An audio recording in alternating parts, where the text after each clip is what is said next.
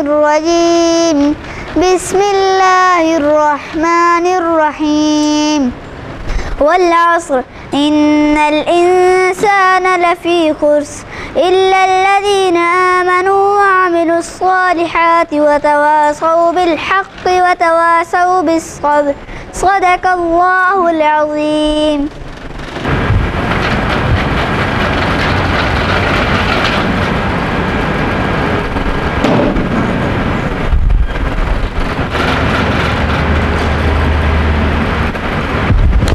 أعوذ بالله من الشيطان الرجيم بسم الله الرحمن الرحيم ألم نشرح لك صدرك ووضعنا عنك وزرك الذي أنقض ظهرك ورفعنا لك ذكرك فإن مع العسر يسرا إن مع العسر يسرا فإذا فرغت فانصب وإلى ربك فارغب صدق الله العظيم. وعلو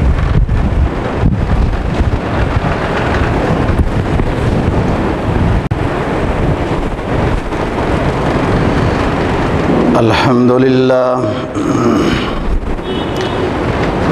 لله وكفى والصلاة والسلام على سيد الرسل وخاتم الأنبياء وعلى آله وأصحابه الذين أوفوا عهدا الذين هم خلاصة العرب العرباء وخير الخلائق بعد الأنبياء أما بعد فأعوذ بالله من الشيطان الرجيم بسم الله الرحمن الرحيم وما ينطق عن الهوى إن هو إلا وحي يوحى قال النبي صلى الله عليه وسلم بلغوا عني ولو آية صدق الله العظيم وصدق رسوله النبي الأمي الكريم ونحن على ذلك لمن الشاهدين والشاكرين والحمد لله رب العالمين. سورہ نجم کی ایک آیت کریمہ اور جناب نبی پاک صلی اللہ علیہ وسلم کا ایک ارشاد تلاوت کیا ہے جس کے اندر احادیث مبارکہ کی فضیلت اور حجیت کا ذکر ہے. آج کی گزارشات کا موضوع بھی رسول اللہ صلی اللہ علیہ وسلم کے فرمان جن کو احادیث کہا جاتا ہے ان کا امت کے لیے حجت ہونا اور احادیث کو پڑھنا پڑھانا سننا سمجھانا سیکھنا اس علم کی فضیلت کو بیان کرنا مقصود ہے. شریعت اسلامیہ یہ مجموعہ ہے قرآن و حدیث کا. کوئی شخص قرآن کو مانتا ہے پڑھتا ہے سمجھتا ہے اس کے مطابق کوشش کرتا ہے عمل کرنے کی لیکن وہ احادیث کو نہیں مانتا تو یہ شخص اسلام کو نہیں مان رہا اسلام مکمل ہی نہیں ہوتا. اور کوئی اس کے برعکس کرتا ہے تو بطریق اولا وہ مسلمان نہیں ہے کہ کہتا ہے حدیث کو مانتا ہوں قرآن نہیں مانتا. بعض مضامین قرآن پاک کے وہ حدیث رسول صلی اللہ علیہ وسلم کے بغیر سمجھ ہی نہیں آ سکتے. تو قرآنی ان مضامین پر عمل کرنا ہی مشکل ہو گیا ہے، ناممکن ہو گیا، محال ہو گیا ہے۔ سب سے آسان بات نماز کی ہے کہ نماز پڑھنے کا حکم ہے قرآن میں، لیکن اس کا طریقہ، اوقات، رکعتیں، یوں پڑھو گے صحیح ہو جائے گی، یوں ہو جائے گا ٹوٹ جائے گی، یوں سجدہ سہو واجب ہوگا، یوں فاسد ہو جائے گی، اس کا ذکر قرآن میں نہیں ہے۔ تو جو آیت تلاوت کی، اس کا مفہوم یہ ہے کہ نبی پاک صلی اللہ علیہ وسلم جو بھی بولتے ہیں وہ سب وہی ہے، کوئی چیز اپنے پاس سے نہیں بولتے، سب وہی ہے۔ اور وہی من جانب اللہ، جو جبرائیل لے کر آتے تھے علم، اس کا نام ہے وہی۔ اور فرمان رسول کا مفہوم یہ ہے کہ جناب نے فرمایا کہ مجھ سے جو بات سنو، سیکھو، سمجھو، اس کو آگے پہنچاؤ، گویا حدیث کو پھیلاؤ، علم کو پھیلاؤ۔ تو جو بھی نبی پاک صلی اللہ علیہ وسلم بولتے ہیں وہ سب وہی ہے۔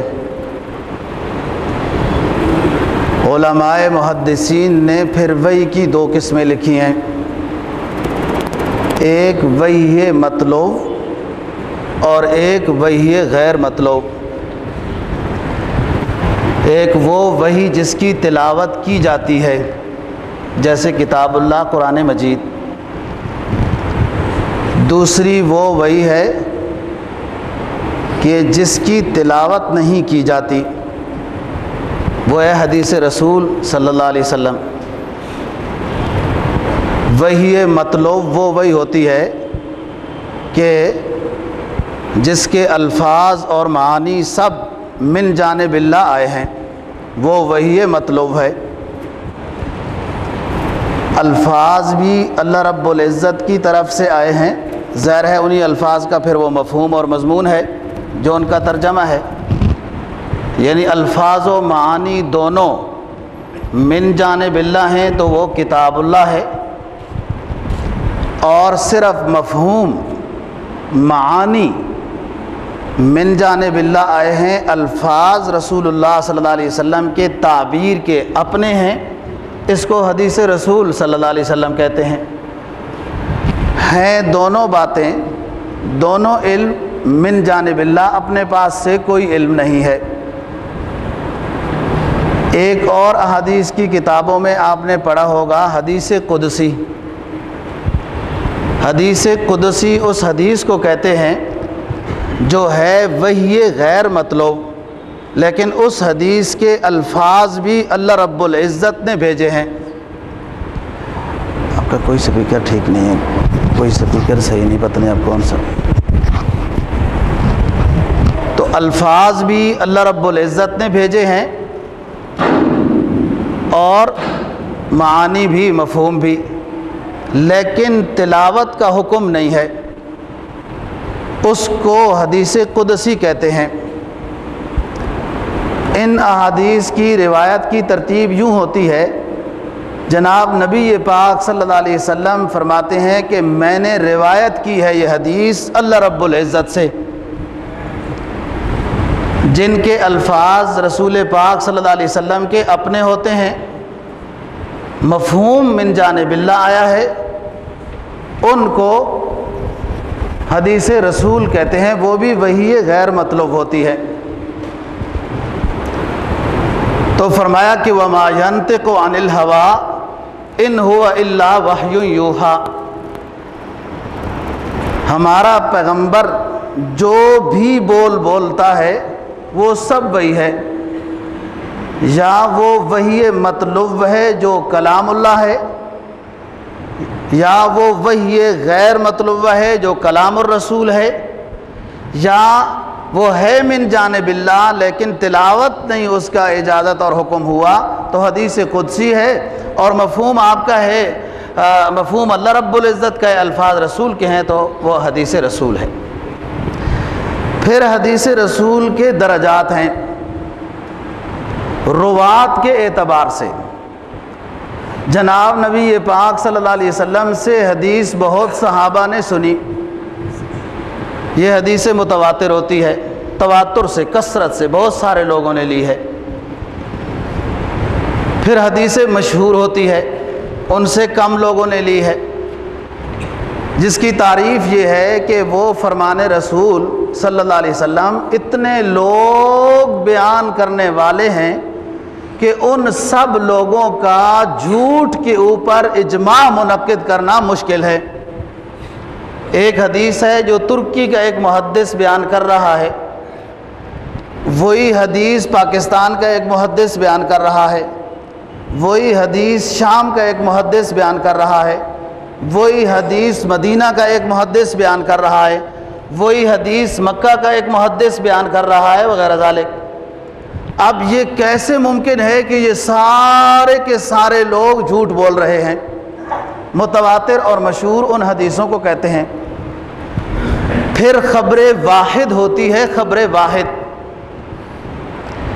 یہ خبر واحد اس کو کہتے ہیں کہ جناب نبی پاک صلی اللہ علیہ وسلم سے ایک صحابی نے نقل کی ہے، لیکن اس صحابی سے آگے بہت لوگوں نے پڑھی ہے وہ حدیث۔ بخاری شریف کی سب سے پہلی حدیث وہ انما الاعمال بالنیات ہے، اور اس روایت کرنے والے، اس حدیث کی روایت کرنے والے جناب نبی پاک صلی اللہ علیہ وسلم سے صرف حضرت عمر فاروق رضی اللہ تعالیٰ عنہ ہے۔ یہ خبر واحد ہوتی ہے اور وہ حجت ہوتی ہے، سند متصل سے خبر واحد حجت ہوتی ہے۔ یہ حدیث کے درجات ہیں۔ کم علم شخص وہ خبر متواتر اور خبر واحد جب پڑھتا ہے نا، خبر واحد، تو کہتا ہے خبر واحد تو پھر ایک راوی ہے نا، یہ پھر کمزور ہے۔ یہ کمزور نہیں ہوتی، یہ صرف محدثین نے درجات مقرر کیے ہیں حدیث کے۔ اب حضرت عمر فاروق رضی اللہ تعالیٰ عنہ کی حدیث کو نہیں لیا جائے گا تو کس کو لیں گے؟ جناب حضرت ابو بکر صدیق رضی اللہ تعالیٰ عنہ نے نبی پاک صلی اللہ علیہ وسلم کی وفات کے بعد قبل الدفن یہ بیان فرمایا تھا، جب اختلاف ہو گیا تھا، کہ حضرت نے ایک موقع پہ مجھے فرمایا تھا کہ جس نبی کی جہاں روح قبض ہو جائے اس نبی کی قبر وہیں ہوتی ہے۔ اس حدیث کے روایت کرنے والے جناب نبی پاک صلی اللہ علیہ وسلم سے صرف حضرت ابو بکر صدیق رضی اللہ تعالیٰ عنہ ہیں، اور اس حدیث پر عمل ہوا، سب صحابہ نے مانا ہے۔ ایک حدیث ضعیف ہوتی ہے، حدیث ضعیف کی روایت کرنے والا ایک صحابی ہے، پھر اس صحابی سے جو تابعین روایت کرنے والے ہیں ان کے الفاظ میں فرق ہو گیا ہے، بات وہی بیان کر رہے ہیں، الفاظ میں ان کا جو سنے تھے صحابی سے الفاظ وہ پوری طرح وہی الفاظ محفوظ نہیں رہے، مفہوم بیان ہو گیا۔ اس نے اپنے الفاظ میں وہ مفہوم بیان کیا، اس نے الفاظ میں، اور ایک آدھ لفظ میں فرق ہوتا ہے۔ یہ حدیث ضعیف ہوتی ہے اپنے حدیث کے لحاظ سے۔ اگر اس حدیث کے خلاف، اس حدیث کے مفہوم کے خلاف کوئی حدیث متواتر آ جائے، مشہور آ جائے یا خبر واحد آ جائے اس حدیث ضعیف کے خلاف، تو پھر اس حدیث کو چھوڑ دیا جاتا ہے کہ ان کو صحیح یاد نہیں رہی بات۔ لیکن جن حدیث ضعیف کے خلاف متواتر کی کوئی حدیث نہیں ہے، مشہور کی کوئی حدیث نہیں، خبر واحد کوئی نہیں ہے، پھر اس حدیث کو بالاجماع محدثین لیا جاتا ہے، کوئی کلام نہیں ہے۔ تو بہرحال فرمایا نبی پاک صلی اللہ علیہ وسلم کا جو فرمان ہے وہ سب وہی ہے، اور اسی کو قرآن پاک نے بیان فرمایا، ما آتاکم الرسول فخذوہ وما نہاکم عنہ فانتہوہ۔ ہمارا پیغمبر جس کام کے کرنے کا تمہیں حکم دے وہ کرو، جس کام سے منع کرے کہ یہ نہ کرو اس سے رک جاؤ۔ اس کا مطلب یہ ہوا کہ قرآن سے ہٹ کر بھی کوئی بات ہوگی، ورنہ تو یوں ہونا چاہیے نا کہ اللہ نے جو تمہیں کام کرنے کے حکم دیے ہیں وہ کرو، اور اللہ نے جن کاموں سے منع کیا ہے ان سے رک جاؤ۔ نبی کی بات کیوں لائی ہے درمیان میں؟ معلوم ہوا قرآن سے ہٹ کر بھی کوئی ایسی حلال چیزیں ہیں جو نبی پاک صلی اللہ علیہ وسلم بتائیں گے، اور قرآن سے ہٹ کر بھی کچھ ایسی منہی عنو ہیں جو قرآن نے نہیں روکا ہے، ان سے نبی پاک صلی اللہ علیہ وسلم روکیں گے، لہذا رک جانا۔ جو قرآن مجید میں اکثر ایک آیت آتی ہے، اطیعوا اللہ و اطیعوا الرسول، اطیعوا اللہ و اطیعوا الرسول، اللہ کی بات مانو، نبی کی بات مانو۔ اگر قرآن ہی کو صرف ماننا ہے تو صرف یہ کہا جائے کہ اللہ کی بات مانو، قرآن کو مانو، اور نبی قرآن ہی بتائیں گے، بس قرآن کو مانو۔ جب واو مغایرت پر دلالت کرتا ہے اور وہ لایا کہ اللہ کا کہاں مانو اور اللہ کے رسول کا کہاں مانو، تب دین مکمل ہے۔ تو فرمایا رسول پاک صلی اللہ علیہ وسلم کی فضیلت کے متعلق سورہ نجم میں کہ ما ینطق عن الہوی ان هو الا وحی یوحی، ہمارا نبی جو بھی بولتا ہے وہ سب وہی ہے۔ حضرت معد بن کرب رضی اللہ تعالیٰ عنہ، حضرت مقداد بن معدی کرب رضی اللہ عنہ کہتے ہیں جناب نبی پاک صلی اللہ علیہ وسلم نے مجھے فرمایا کہ مقداد ایک بات بتاتا ہوں، خیال رکھنا، کچھ لوگ ایسے آئیں گے وہ بڑے رج کر، خوب سیر ہو کر،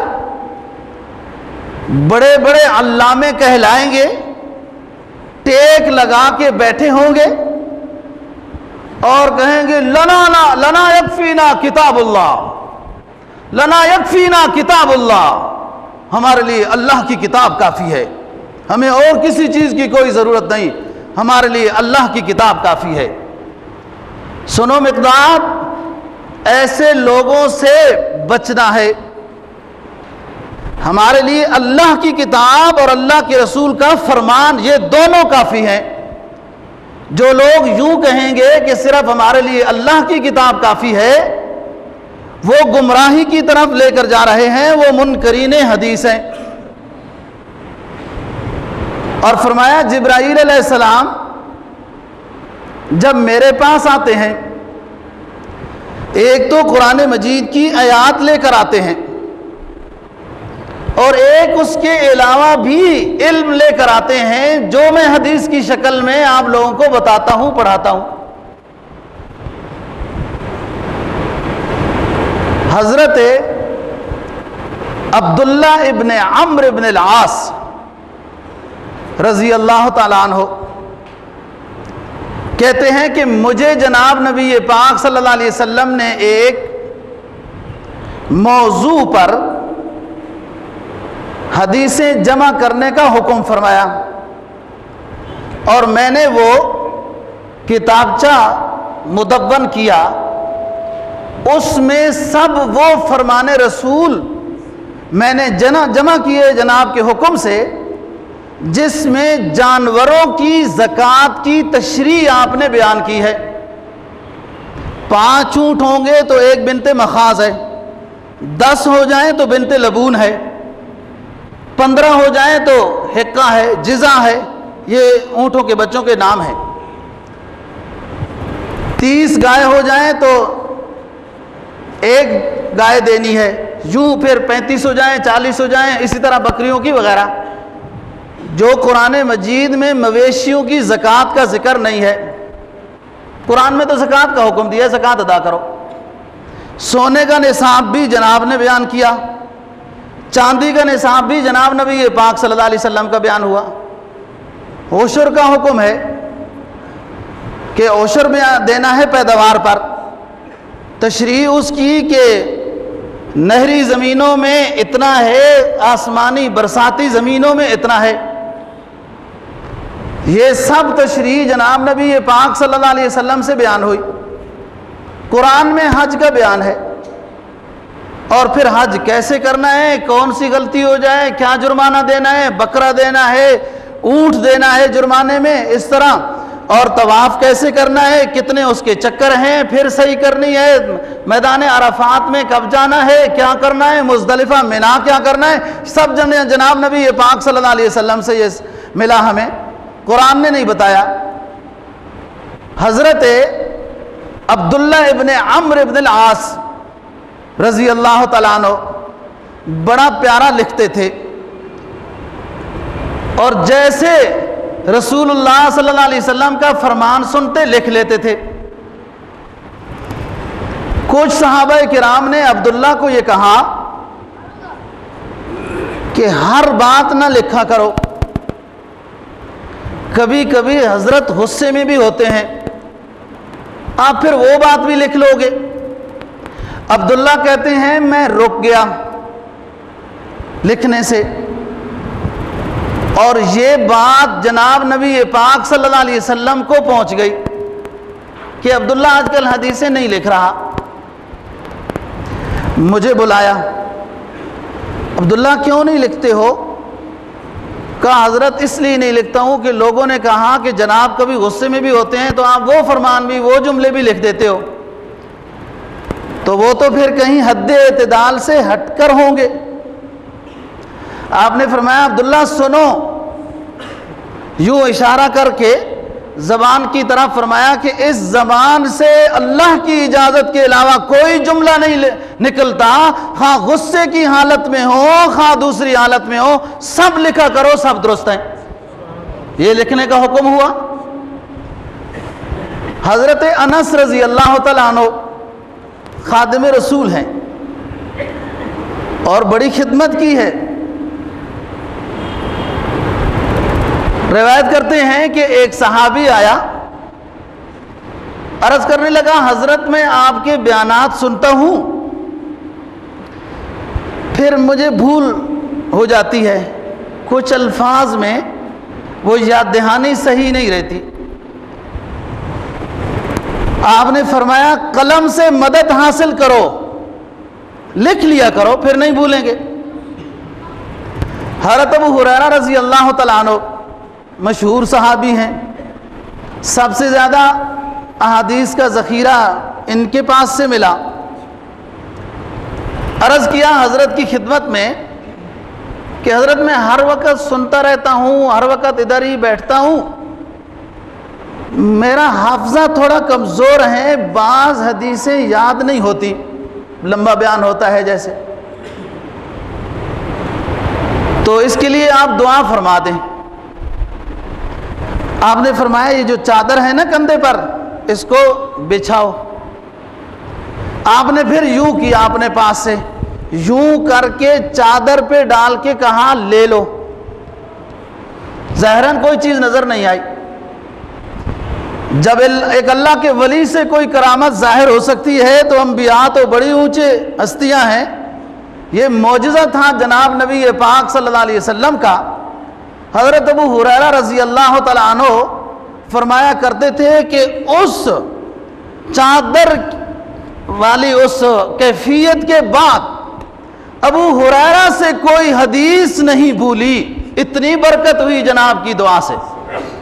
یہ وہ حدیثیں ہیں جن حضرات نے یہ رسول اللہ صلی اللہ علیہ وسلم سے یہ سیکھی اور امت کو پہنچائی ہیں، اور اسی سے علم یہاں تک آیا۔ اور فرمایا جناب نبی پاک صلی اللہ علیہ وسلم نے جس شخص نے میری احادیث میں سے 40 حدیثیں یاد کر لیں اور ان کو عمل میں لایا،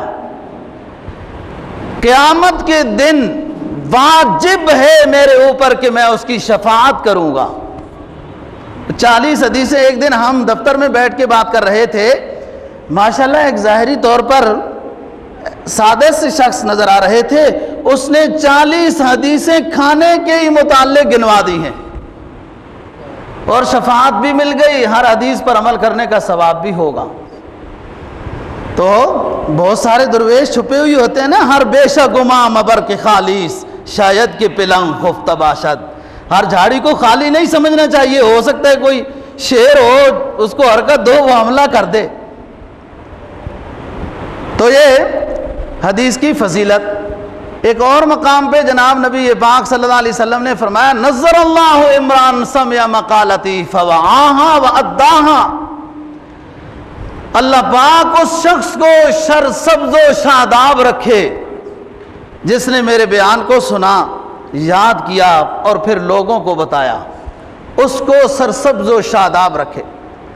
صحابہ کرام رضی اللہ تعالیٰ عنہ کا دوستو عجیب عمل تھا، حضرت کی خدمت میں بیٹھتے، پھر اٹھ کر اپنے کام کاج میں چلے جاتے۔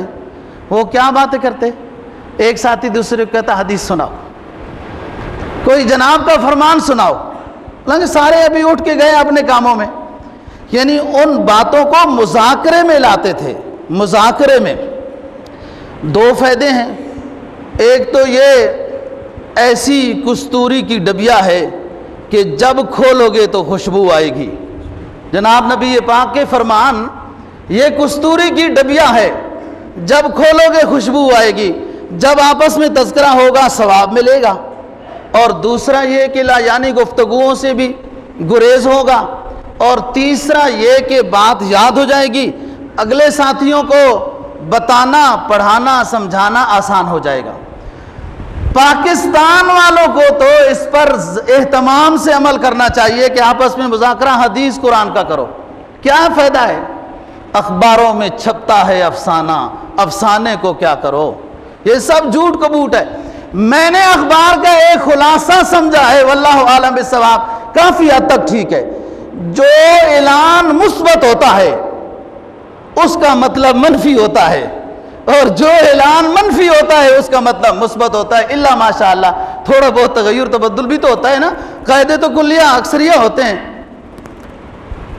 جناب نبی پاک صلی اللہ علیہ وسلم کے فرمان اور قرآنی آیات سے یہ سمجھانا مقصود ہے آج کہ حضرت کا فرمان بھی امت کے لیے حجت ہے، لازمی ہے اس کو لینا اور اس پر عمل کرنا، اور ایسے بھنور میں نہ پھنسنا جو لوگ کہتے ہیں کہ اللہ کی کتاب کافی ہے جی، حدیث اس وقت کے لحاظ سے وقتی فرمان تھے، وقتی تشریح تھی آپ کی، نہ یہ دائمی تشریح ہے۔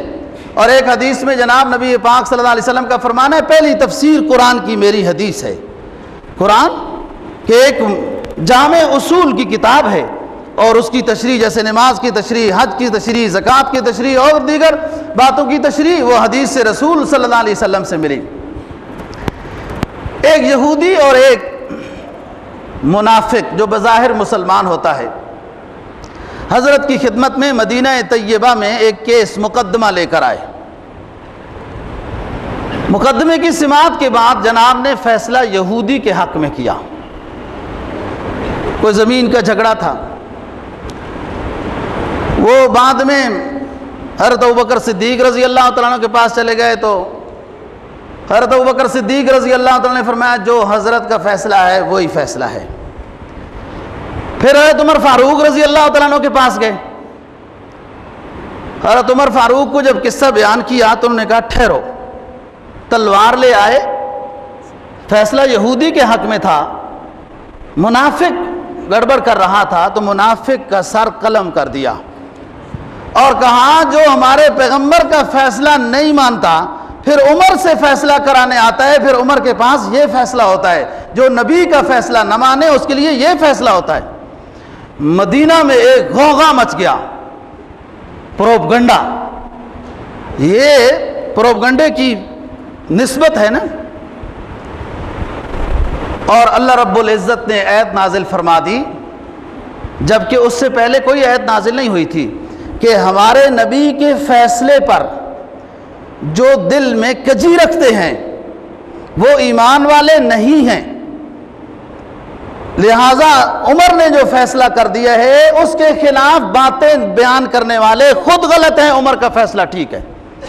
اب یہ آیت پہلے نہیں آئی، حضرت کا فیصلہ پہلے ہوا ہے، گویا کہ نبی پاک صلی اللہ علیہ وسلم کے پاس ابھی وحی نہیں آئی، یہ فیصلہ آپ نے اپنے جانب سے کیا ہے، سن کر یہودی کے حق میں فیصلہ کیا، اور پھر وہ آیات نازل ہوئی کہ یہ فیصلہ ٹھیک ہوا ہے۔ معلوم ہوا کہ وحی سے پہلے بھی جو فیصلہ ہوا وہ بھی من جانب اللہ تھا، وما ينطق عن الهوى ان هو الا وحی یوحی، کہ وہ بھی ہر بول نبی کا وہ وحی ہے۔ فرمایا فلا وربک لا یؤمنون حتی یحکموک فیما شجر بینہم ثم لا یجدوا فی انفسہم حرجا مما قضیت وَيُسَلِّمُوا تَسْلِيمًا۔ آپ کا رب یہ اعلان کر رہا ہے، آپ کا رب یہ اعلان کر رہا ہے کہ جو آپ کے فیصلے کو نہیں مانتے ہیں وہ ایمان والے نہیں ہیں۔ جو آپ نے فیصلہ یہودی کے حق میں کیا تھا وہ صحیح فیصلہ تھا، پھر وہ منافق لیے پھرتا رہا دوسرے صحابہ کرام کے پاس، اور عمر نے منافق کو جو قتل کر دیا وہ یہی فیصلہ ہے کہ میرے پیغمبر کے فیصلوں کو نہ ماننے والا وہ مسلمان نہیں ہو سکتا، وہ کافر ہے اور حد درمی کر رہا ہے میرے پیغمبر کے فیصلے پر، لہذا اس کے قتل کا فیصلہ درست ہوا۔ فلا وربک لا یؤمنون، 5ویں پارے کی ہے۔ آپ کے ایک غلام تھے حضرت زید، مشہور صحابی ہیں اور بڑے خوش قسمت صحابی ہیں، سب صحابہ خوش قسمت ہیں۔ نبی کو ایمان کی حالت میں ایک لمحہ دیکھ لینا اور اسی پہ وفات ہو جانا دنیا و ما فیہا کی عبادت اور ریاضتوں سے افضل ہے۔ ہر صحابی اونچا ہے، قسمت والا ہے، ان کو ایک خاص خصوصیت حاصل ہے، اور بھی ہیں لیکن ایک بڑی خاص ہے۔ بڑے سے بڑے صحابی رضی اللہ تعالیٰ عنہ کا نام قرآن نے نہیں لیا، اس صحابی کا نام قرآن میں آیا ہے، کسی صحابی کا نام قرآن میں نہیں آیا۔ حضرت زید کا نام آیا، مدینہ کے سوق اوقاز میں بولی لگی ہوئی تھی کہ یہ غلام بک رہا ہے، جناب کا گزر ہوا، زید کو خرید لیا۔ ایسا فرما بردار پایا، سنجیدہ پایا، شرافت والا پایا کہ کہا لوگو زید کو میرا غلام نہ کہا کرو، میرا بیٹا کہا کرو۔ مدینہ میں لوگ پھر زید بن محمد کہا کرتے تھے، اور جب یہ بالغ ہوئے تو حضرت نے خود شادی کا انتظام کیا۔ معلوم ہوا نوکروں کی شادی کا انتظام افسر کے ذمہ ہوتا ہے، خیال کیا کرو۔ تو شادی کا انتظام کیا، اور عجیب بات ہے دوستو، اگلی بات اپنی پھوپھی ذات بہن کا رشتہ پوچھا حضرت جہش رضی اللہ تعالیٰ عنہ سے، زینب کا رشتہ پوچھا، زینب بنت جہش۔ انہوں نے قبول نہیں کیا، کچھ سوچ میں پڑ گئے۔ آپ نے فرمایا نہیں، رشتہ دے دو، بیٹے کا رشتہ کرنا ہے، زید کا رشتہ کرنا ہے۔ وہ تذبذب میں تھے، عبداللہ ان کا بھائی ہے زینب کا، وہ بھی تھوڑا سا سوچ رہا تھا کہ ہم قریشی ہیں، ہاشمی ہیں، نبی کا خاندان ہیں، اور یہ یہاں کے مدنی ہیں۔ قرآن میں آیت نازل ہو گئی، سورہ احزاب 22واں پارہ پہلے صفحے پر، فرمایا وَمَا كَانَ لِمُؤْمِنٍ وَلَا مُؤْمِنَةٍ إِذَا قَضَى اللَّهُ وَرَسُولُهُ أَمْرًا أَن يَكُونَ لَهُمُ الْخِيَرَةُ وَمَن يَعْصِ اللَّهَ وَرَسُولَهُ فَقَدْ ضَلَّ ضَلَالًا مُبِينًا۔ جب کوئی فیصلہ کسی مومن کے بارے میں ہمارا پیغمبر کر دے کہ یہ رشتہ یوں کر دیا کرو، تو کسی مومن کو یہ حق حاصل نہیں ہے کہ اس نبی کے بول کا انکار کرے۔ اگر ہمارے نبی کے بول کا کوئی انکار کرے گا تو یعص اللہ و رسولہ قرار دیا جائے گا، وہ من یعص اللہ و رسول کے زمرے میں آ جائے گا کہ ہمارے نبی کے مشورے کو، بات کو، رشتے کو نہیں مان رہا، وہ اللہ اور اللہ کے رسول کا نافرمان ہے، اور جس نے میرے پیغمبر کی نافرمانی کر دی فقد ضل ضلالا مبینا، اس نے بڑی ہٹ درمی والی گمراہی والی بات کر دی ہے۔ یہ آیت نازل ہو گئی۔ حضرت جہش کو اور ان کے بیٹے عبداللہ کو پتہ چل گیا کہ آیت نازل ہو گئی، حاضر خدمت ہو گئے، تعویل نہیں کی، یہ بھی اونچا مقام ہے نا، کہا غلطی ہو گئی حضرت، ہم نے یہ مسئلہ آپ سے سنا تھا کہ بچی کا رشتہ کف میں کرنا چاہیے، کف سمجھتے ہیں، خاندان واحد، کف میں کرنا چاہیے اور بچی کی رضا ہونی چاہیے۔ اس وجہ سے ہم نے دیکھا ہے کہ خاندان بھی دوسرا ہے اور بچی بھی اتنی راضی نہیں تھی، تو تھوڑا ہم تذبذب میں پڑ گئے تھے، انکار نہیں تھا اور آپ سے ہی مسئلہ سنا ہوا تھا، لہذا ہم راضی ہیں، بچی بھی راضی ہے، رشتہ زینب کا زید کو دے دو۔ ہو گیا رشتہ، اور عجیب بات، 4 تولے سونا مہر مقرر ہوا، 60 درہم بھی، اور زنانہ ایک اچھا سا جوڑا بھی حضرت نے دیا ہے کہ میری بہو آ رہی ہے نا، زنانہ جوڑا، اور 1 بوری آٹے کی، کچھ کھجوریں، اس طرح کی چیزیں حضرت زید کی شادی پر جناب نبی پاک صلی اللہ علیہ وسلم نے دیا ہے۔ اب جو مشہوری ہو گئی تھی کہ زید بن محمد، اس پر اللہ پاک نے آیت نازل فرما دی، فرمایا ما جعل اللہ لرجل من قلبین فی جوفیہ ما جعل ازواجکم اللائی تظاہرون منکم ما جعل ادعیاءکم ابناءکم ذالکم قولکم بافواہکم۔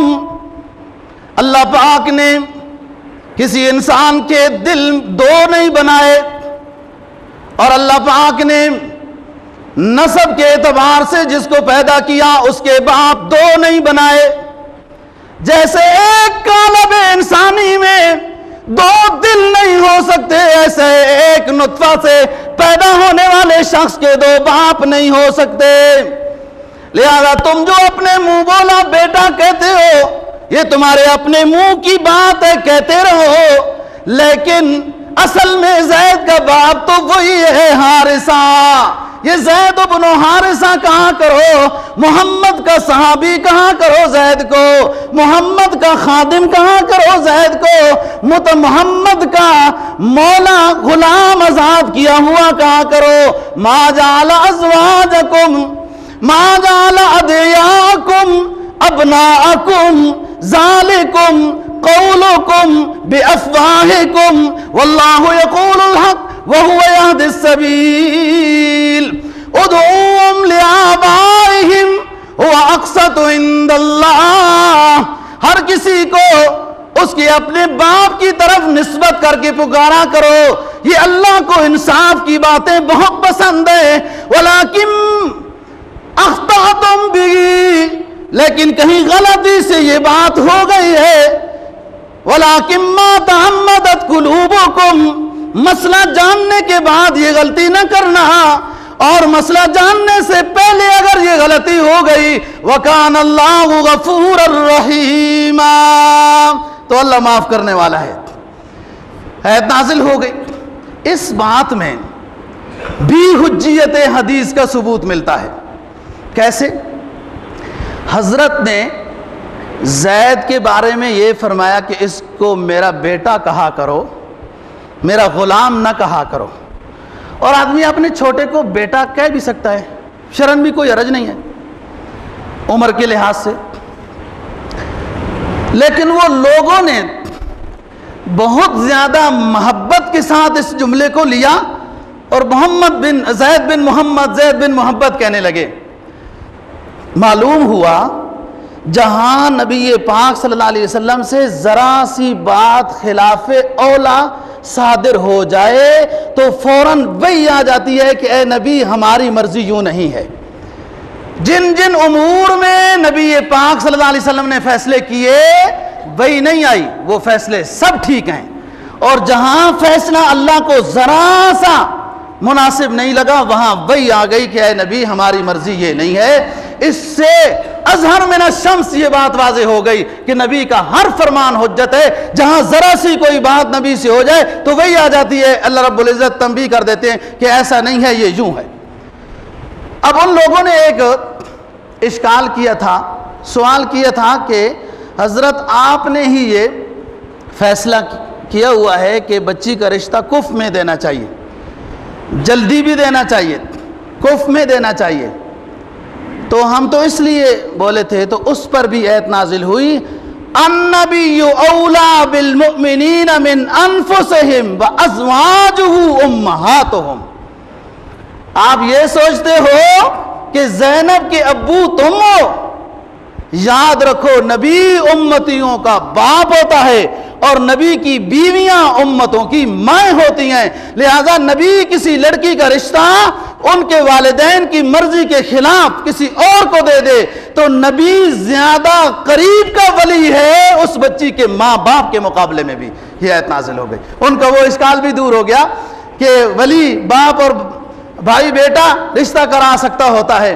فرمایا النبی اولا بالمؤمنین من انفسہم وازواجہ امہاتہم، نبی باپ کا درجہ رکھتا ہے امتیوں کے لیے اور نبی کی بیویاں ماں کا درجہ رکھتی ہیں امتوں کے لیے۔ تو بات یہ کہ نبی پاک صلی اللہ علیہ وسلم کا ہر فرمان ہمارے لیے حجت ہے، اور اس شخص سے نبی پاک صلی اللہ علیہ وسلم سے کبھی ظالموں کے بارے میں بد دعا نہیں نکلی۔ جب ستایا لوگوں نے جبرائیل آ گئے کہ ہم ان کو ختم کرتے ہیں، آپ نے فرمایا کوئی بات نہیں، ختم نہ کرو، ہمارے زخم ٹھیک ہو جائیں گے، خیر ہے، یہ اتنی تکلیف نہیں جتنی ان کو تکلیف ہو جائے گی، میری بد دعا سے ہلاک ہو جائیں گے، ہمیشہ جہنم کا ایندھن بن جائیں گے، یہ زیادہ ان کو تکلیف ہو جائے گی، کوئی بات نہیں ہے۔ ایسے پیغمبر سے جو جملے نکلیں وہ تو دنیا کے ایسے کوئی موتی نہیں ہیں، دنیا کی ایسی کوئی سیاہی نہیں ہے، دنیا کے ایسے کوئی ہیرو جواہرات نہیں ہے کہ ان کے اندر آدمی ان کو محفوظ کر کے رکھے۔ فرمایا قلبہ من الایمان، ہم نے اپنے پیغمبر کو دل ایسا دیا ہے جو ایمان سے بھرا ہوا ہے، صدرہ من الرحمہ، اور سینہ ایسا دیا ہے جو رحمت سے بھرا ہوا ہے، وشفتئی من الحمد، ہم نے نبی کو ہونٹ ایسے دیے ہیں جو ہر وقت ہماری حمد و ثنا میں مصروف رہتے ہیں، وعینئی من الحیا، اور ہم نے اپنے پیغمبر کو نگاہیں ایسی دی ہیں کہ عرب کی دوشیزگی میں بھی اتنی حیا نہیں تھی جتنی حیا محمد عربی کی نگاہوں میں ہم نے رکھی۔ عینئی من الحیا، اے امت مسلمہ کے نوجوانوں، میں اپنے نبی کی سیرت بیان کر رہا ہوں اور ہماری نگاہیں کدھر جا رہی ہیں؟ قدم سوئے مرکز، نظر سوئے دنیا، کدھر دیکھتا ہے کہاں جا رہا ہے؟ فرمایا عینئی من الحیات، ہم نے اپنے پیغمبر کو نگاہیں ایسی عطا کی ہے کہ عرب کی کنواری لڑکیاں بھی حیا ہمارے پیغمبر سے سیکھا کرتی تھیں، وَيَدَيْهِ مِنَ السَّخَاوَةِ، اور اپنے پیغمبر کو ہاتھ ایسے دیے کہ سر سر بن کر جو ہوا چلتی تھی، سبا بن کر جو ہوا چلتی تھی، اور دریا جو اپنی جوانی میں موجزن ہوتے ہیں ان سے بھی زیادہ ہمارے پیغمبر کے ہاتھ سخاوت کرتے تھے، وَرِجْلَيْهِ مِنَ الْإِسْتِقَامَةِ، وہ امانت پہاڑوں پہ ڈالی تو منکر ہو گئے، ہم نے وہ امانت پیغمبر پہ ڈالی تو مستقیم ہو گئے. ہم نے اپنے پیغمبر کو پاؤں ایسے عطا کیے کہ اپنے منشور پہ یہ اتنے مضبوط رہے کہ مکہ کی پہاڑیوں پر کھڑے ہو کر میری توحید کا اعلان کرتے رہے جبکہ ایک بھی کوئی ساتھ نہیں تھا. رجلی من الاستقامہ وشفتی من الحمد وعینی من الحیاء ووجہ من الرضات. ہم نے اپنے نبی کو چہرہ ایسا دیا ہے کہ میں خود بھی اپنے نبی کے چہرے کو دیکھ کر خوش ہو جاتا ہوں، راضی ہو جاتا ہوں. اللہ رب العزت فرما رہے ہیں اتنی نعمتیں میں نے اپنے پیغمبر کو دی ہیں لیکن میرا دل یہ چاہتا ہے کہ اور بھی دوں. اس کے چہرے کو جب دیکھتا ہوں تو میری رحمت مچل جاتی ہے، میرا فضل متوجہ ہو جاتا ہے، میری رحمت کو بھی جوش آ جاتا ہے. فرمایا والضحیٰ واللیل اذا سجات. اے نبی چاش کے وقت کی طرح تیرا چہرہ چمکتا رہے. واللیل اذا سجات، رات کی گھٹا ٹوپ اندھیروں کی طرح آپ کی زلفوں کی سیاہی کالا رنگ کو دکھاتی رہے اور ہم آپ کو دیتے رہیں گے. وَلَسَوْفَ يُؤْتِيكَ رَبُّكَ فَتَرْضَىٰ. پھر میں اتنا دوں گا کہ آپ مجھ سے راضی ہو جائیں گے. آپ کی امتیوں کی شفاعت کو قبول جب کر لوں گا. تو اس نبی کے زبان اطہر سے کوئی جملہ غلط نکلنے والا نہیں ہے اور ہر فرمان آپ کا حجت ہے. ہر حدیث کو لینا امتی کے ذمہ فرض ہے. جناب نبی پاک صلی اللہ علیہ وسلم سے پوچھنے آئے رافع بن خدیج رضی اللہ تعالیٰ عنہ. کہا حضرت میرا یہ دل چاہتا ہے کہ آپ کے فرمان کو لکھ لیا کروں، اجازت ہے؟ تو فرمایا اجازت ہے، لکھ لیا کرو یہ فرمان اور پھر یاد کر کے لوگوں کو بتاؤ، سمجھاؤ، سکھاؤ. حجۃ الوداع کے موقع پر جناب نبی پاک صلی اللہ علیہ وسلم نے فرمایا کہ لوگوں کالے کو گورے پر، گورے کو کالے پر، عربی کو عجمی پر، عجمی کو عربی پر کوئی فضیلت نہیں ہے. نوکر کو آقا پر، آقا کو نوکر پر، عورتوں کو مرد، مرد کو عورتوں، اصول اپنی جگہ پر، کوئی فضیلت نہیں، کسی کو حقیر نہ سمجھو. اور میری باتیں لوگوں کو پہنچاؤ. میں یہ تم پر تبلیغ رسالت کو ادا کر کے حق پورا کر چکا ہوں، اب لوگوں کو پہنچاؤ. اور نسب خاندان سے مغفرت نہیں ہوگی. ان اکرمکم عند اللہ اتقاکم. مغفرت ہوگی اعمال سے، تقوی سے، اتباع سے، اتباع سے. علامہ رومی کہتے ہیں نا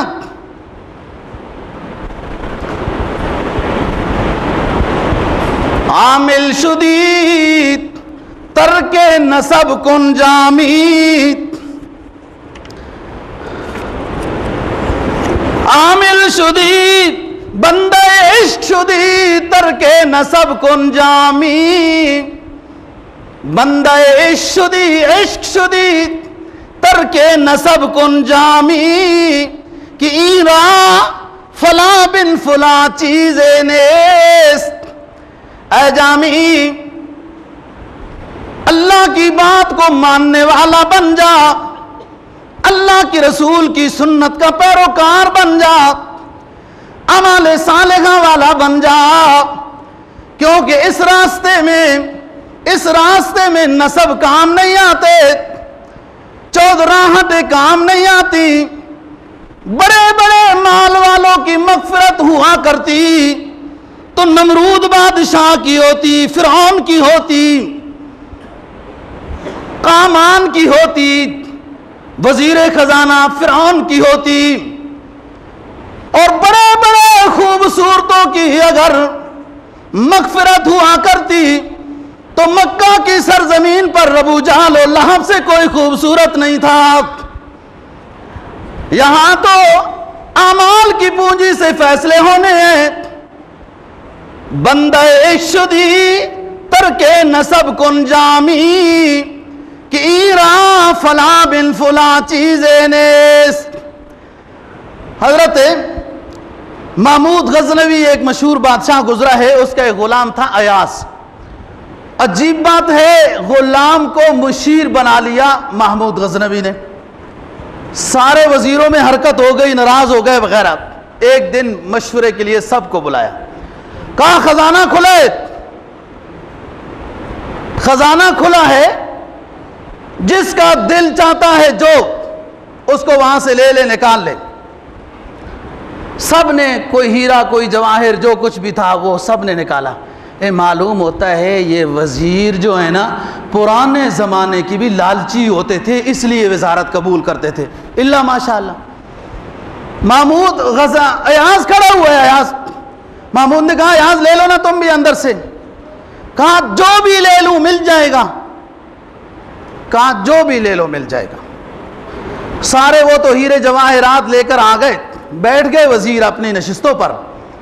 تو ایاز چلتا چلتا محمود کے کندھے پر ہاتھ رکھ لیا کہ حضرت آپ نے خود فرمایا کہ جس کو میں لوں وہ مجھے مل جائے گا، مجھے آپ چاہیے. جب بادشاہ مجھے مل جائے گا تو سب پھر ہدیے اور ہیرے جواہرات مل جائیں گے.